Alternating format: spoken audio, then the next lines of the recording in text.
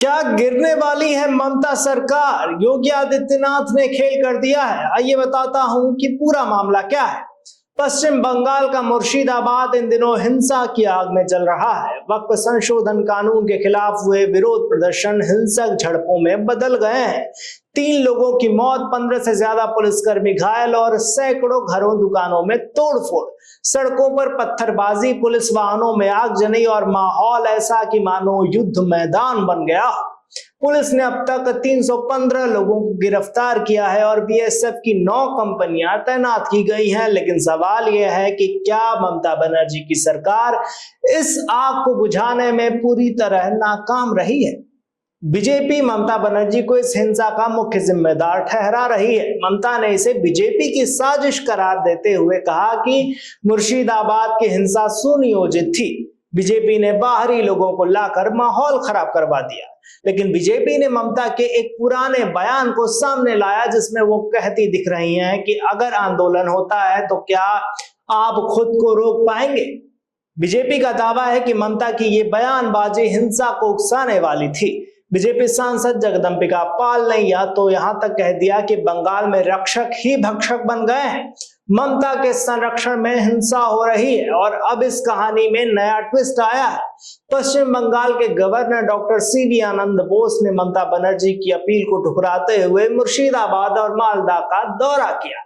ममता ने उनसे कुछ दिन इंतजार करने की गुजारिश की थी, लेकिन गवर्नर ने साफ कह दिया कि वो जमीनी हकीकत देखकर बताएंगे। गवर्नर ने हिंसा प्रभावित इलाकों का दौरा किया, पीड़ितों से मुलाकात की और कानून व्यवस्था का जायजा लिया। वो अब एक विस्तृत रिपोर्ट तैयार करेंगे जो केंद्र सरकार को सौंपी जाएगी। अगर इस रिपोर्ट में कानून व्यवस्था में गंभीर खामियां पाई गई तो ममता सरकार की मुश्किलें बढ़ सकती हैं। बीजेपी पहले ही राष्ट्रपति शासन की मांग कर रही है और विश्व हिंदू परिषद ने भी इस मांग को दोहराया है। और अब आते हैं उस शख्स पर जिन्हें ममता बनर्जी के लिए सबसे बड़ा खतरा माना जा रहा है। वो है उत्तर प्रदेश के मुख्यमंत्री योगी आदित्यनाथ।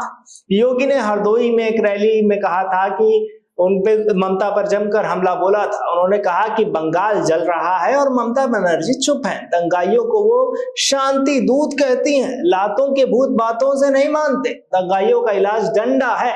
योगी ने यह भी कहा कि अगर बंगाल में उनकी तरह सख्ती नहीं बरती जाती तो विजय जो है ऐसे जो है हथकंडे अपनाते रहेंगे और ऐसे वाकया होते रहेंगे।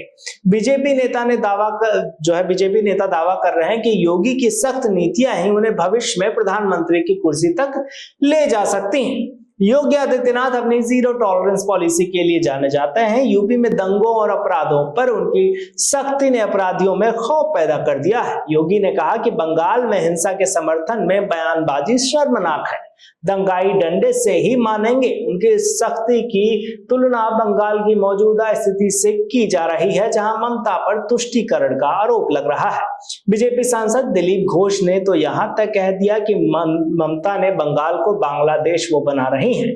इस बीच मुर्शिदाबाद हिंसा का मामला सुप्रीम कोर्ट पहुंच गया है। वकील शशांक शेखर झा ने एक याचिका दायर कर एसआईटी जो है जांच की मांग की है। याचिका में कहा गया कि वक्फ तो बहाना है, हिंदू निशाने पर है। कलकत्ता हाई कोर्ट में भी एनआईए जांच की मांग उठी है। अगर कोर्ट ने ममता सरकार से सख्त सवाल किए तो उनकी मुश्किलें बढ़ सकती हैं। खैर, इस पर आप क्या सोचते हैं हमें कमेंट में बताइए। तब तक देखते रहिए राजस्थान वन।